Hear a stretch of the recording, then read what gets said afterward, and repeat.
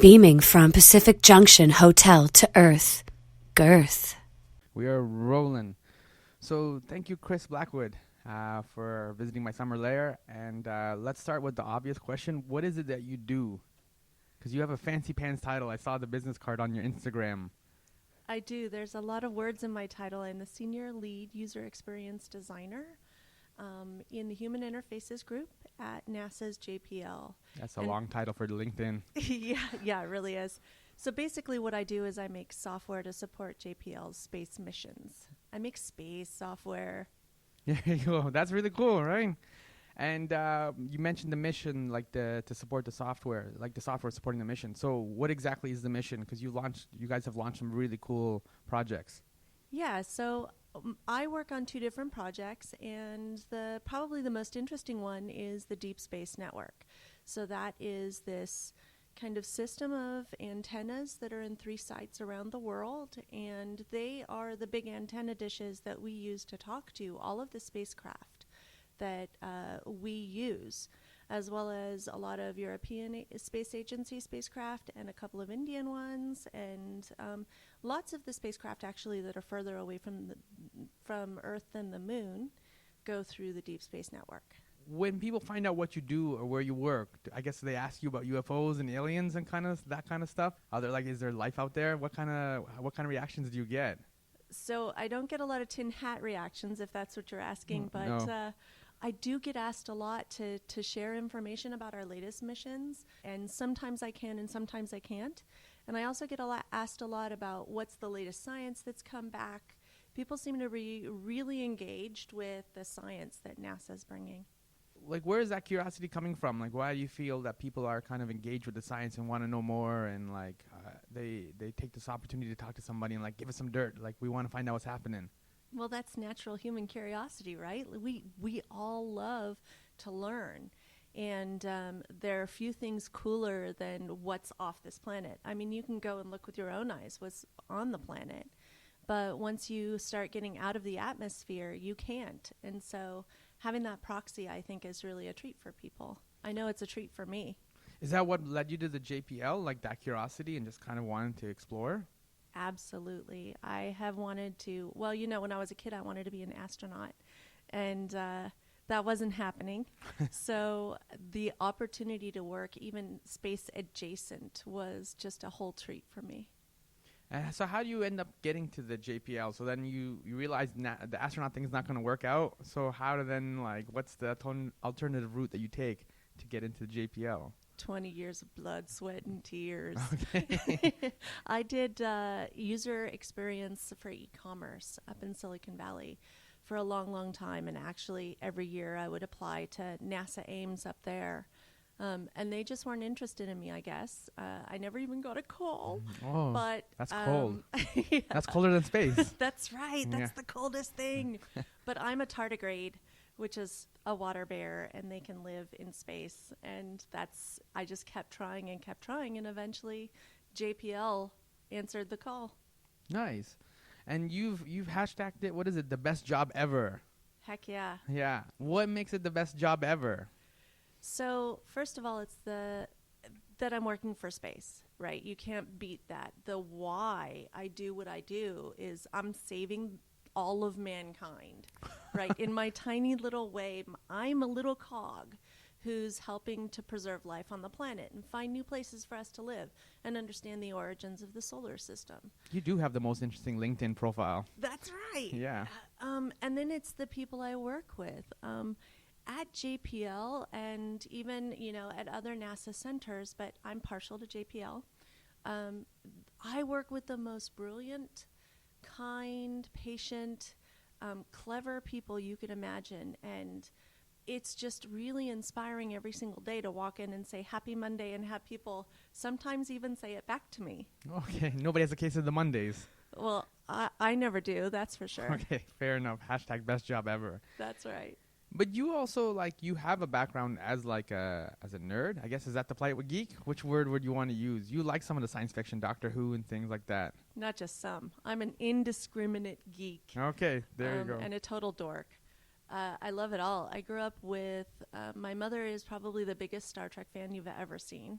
And so I grew Captain up. Kirk, Next Gen. Where does she fall on the spectrum? You know, it started out with Captain Kirk, but I think she's got a real soft spot for Next Generation. Captain Picard. Can't They- go wrong. They had those great stories and really amazing character development. It was really good writing, and it was in the 80s. What the heck? Yes. So, but it's all over the place. You know, I used to watch Doctor Who with my dad, and now I'm really digging The Expanse. And, of course, the new Star Wars stuff is such an improvement over movies 1, 2, and 3 that it's really nice to have really good science fiction just about everywhere now. Doesn't sometimes the JPL kind of help or kind of contribute, or some like you have TV shows and stuff come visit the lab or the... Yeah, as a matter of fact, people from the lab often consult on science fiction shows or movies. I know that The Martian obviously consulted with us a ton. The Matt Damon movie? Yeah. And Babylon 5, which is an old science fiction show that's sadly gone now. We had people consulting on that, as well as there's a recent movie that kind of didn't make as big of a splash as it should have because it's excellent. It's called the Europa Report. And I know the people who consulted on that one. So a lot of the times when movies really want to get the science right, they'll come to us and we'll help them understand physics and aerospace design and exoplanets. Like there aren't many more educated people in exoplanets than JPL. So we're kind of the source. What's an exoplanet, just for people who don't know? Because now you see, you Thanks. nerded it up, so that's good. Did.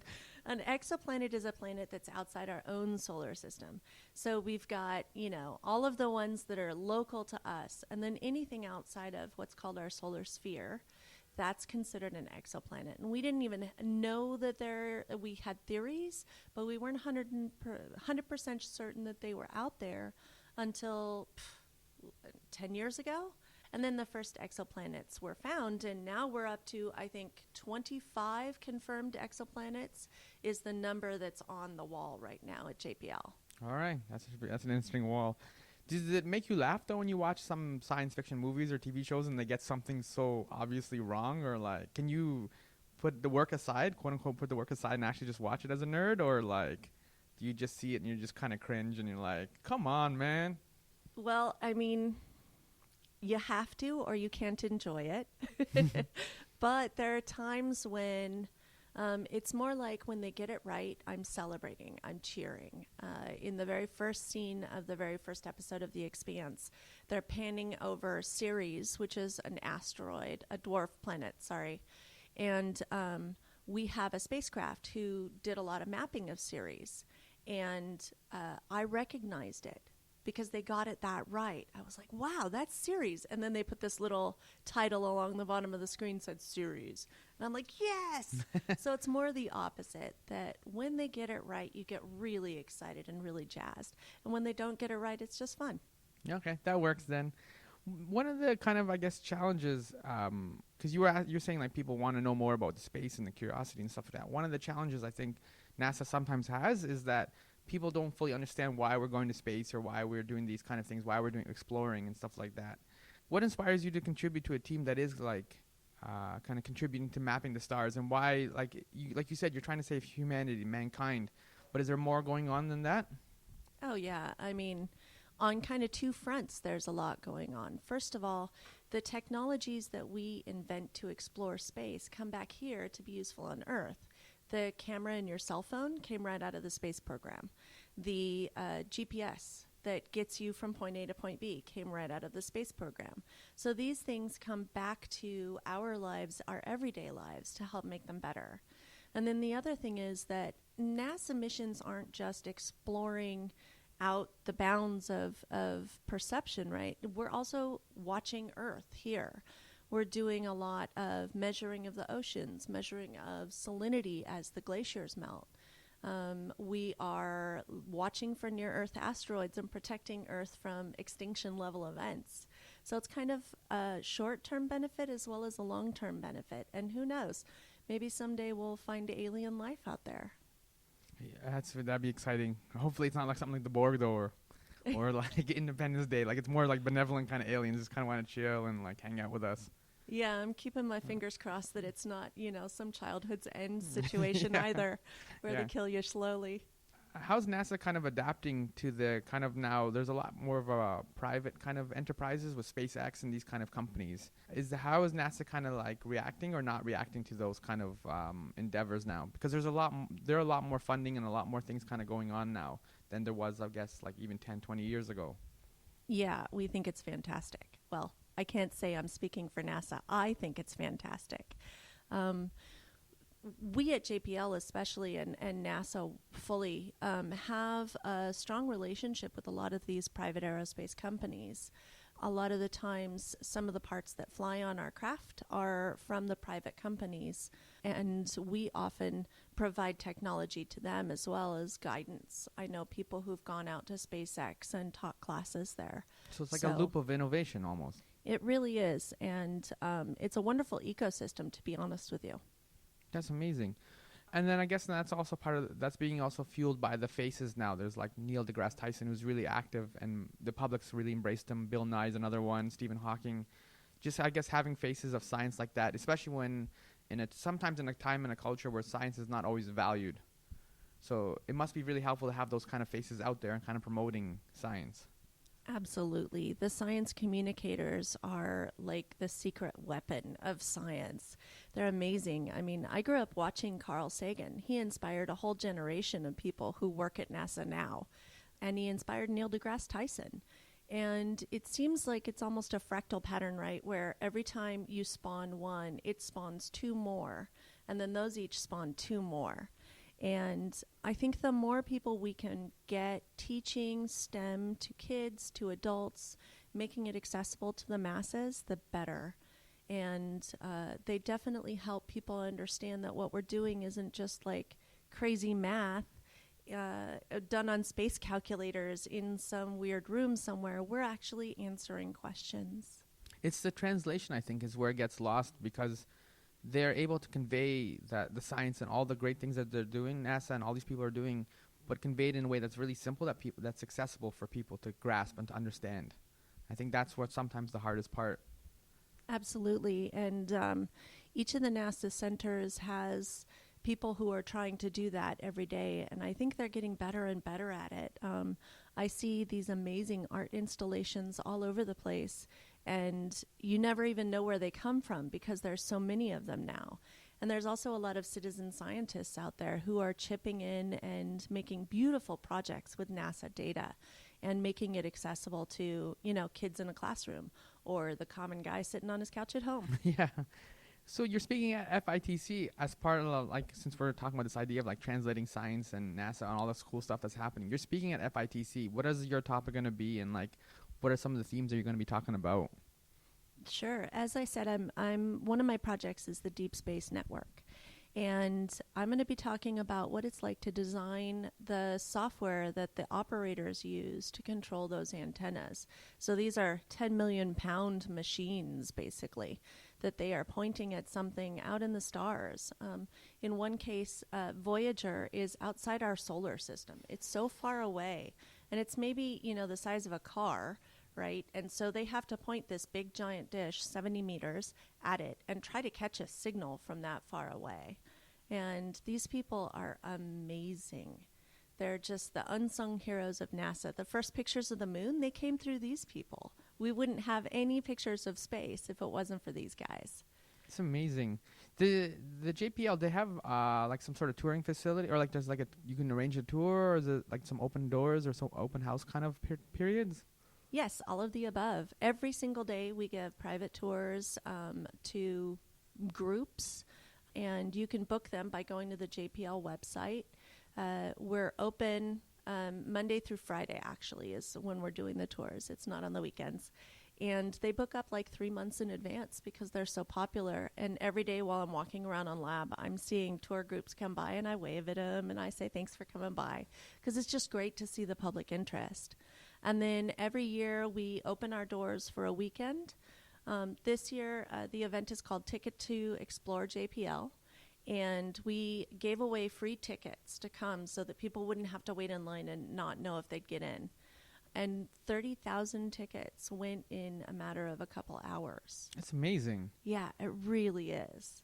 And is these all kinds of people, like young kids, old people, or like, are you seeing a certain type of demographic or anything like that coming through, or like consistent demographic, or? No, it's like a picture of the American population, right? You just get everything, every age. I had a little tiny kid that was asking me, he was maybe 4 or 5, he could barely speak, right? And he's asking me about rocket dynamics. It was awesome. Oh man, you got one. That kid's well on his way now. I hope so. I guess too, it's doing kind of what you're saying too. Like you kind of came into some of the science because you're a nerd yourself, a geek, right? And Yeah. so the more kind of those TV shows and that kind of stuff is out there, the more it kind of fuels and sparks that imagination. People want magic and surprise. Yeah, I agree. And, the fact that there's a wide range of it, too, is really great. I'm seeing a lot of really cerebral science fiction, like The Arrival or even Europa Report was pretty intelligent. And then I'm also seeing really fun science fiction, like all the Marvel stuff totally counts, right? And it's getting people thinking, ooh, maybe I could build my own Iron Man suit. Yeah, and it's similar to magic in the sense that people like, I think I know how they did that. Like they're trying to start figuring out the science, right, of how somebody could fly or how somebody could do something, right? Yes, totally. So now lately the emphasis has been a lot more on Mars as well. Is this something that kind of interests you, or like actually getting to Mars? Because you were talking about like getting saving mankind and like finding new places to live. Is this Mars thing like for real? Is it something we should be working towards? Well, again, I'm speaking just for myself. NASA's mission to Mars is really exciting to me. We have 8 orbiters and rovers at Mars right now. So we've been exploring it for a long time. I think JPL's had a continuous presence on Mars for like 20 years. It's been a long time. Actually, it might only be 13, but that's quite some time. And it is very interesting because Mars is so similar to Earth in so many ways. And now that we know there was liquid water on Mars and there was once an atmosphere, we can learn a lot about what's going on here at Earth by what has happened to Mars and what Mars's current state is. And there are certain things we can't learn until we get boots on the ground there, right? As well as it's a huge accomplishment to say that, yes, we can travel long distances in space, multiple month trips. I mean, it's a short trip to the moon, but it takes 6 months to get to Mars. So that's a big deal. That'll be quite the achievement. Would you want to go? I'd go in a heartbeat. Serious, eh? But nobody's inviting me. Okay. That's the rub then, I guess. Yeah. You think we'll get to that point where like that was kind of like the joke in the 1950s of like these moon colony vacations and stuff, and people would just go to the moon for like the weekend or something weird like that. You know what I mean? Yeah. Is that one of the goals? I guess one of the goals that NASA and all is working towards is just kind of having like make these kind of trips almost like the same way that you and I can get on a plane and just go to like Spain and then come back.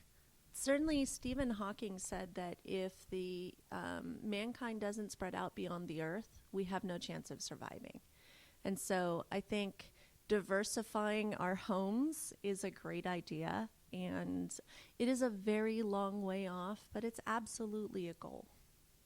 This is really inspiring. I could see why you were like super excited to go to the JPL and kind of like do all this work and just kind of keep hanging out.